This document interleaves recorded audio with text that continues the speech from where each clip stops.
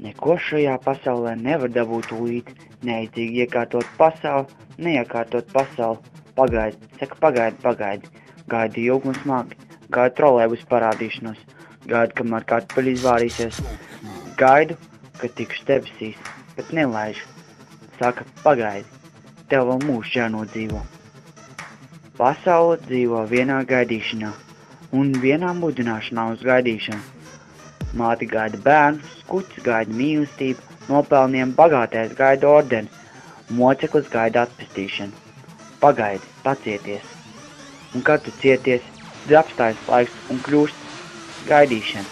Katrs laika mirklis kļūst laists, inerts stūļa.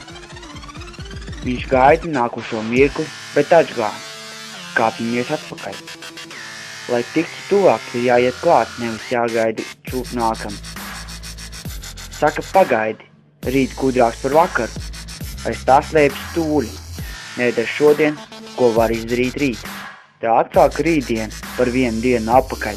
Vai nākotne ir milzīgs reizes, kas apakaļ kāpdamies rāpjas pie mums? Vai iesim uz nākotni, vai nākotne nāks apakaļ pie mums? Pagaidi, nākotne pienāks klāt. Pagaidi, kad vārds skries ķert futbola bumbu un mēģis nāk šurp lodas diedelēdams. Pagaidi. Pacieties, necieties, gaidi un tavs laiks atnāks. Jā, tavs dārgs atnāks, tas jau nu atnāks, un tevi aiznesīs apakaļ gaitā. Labs nāk ar gaidīšanu, saka tautas sakām vārds.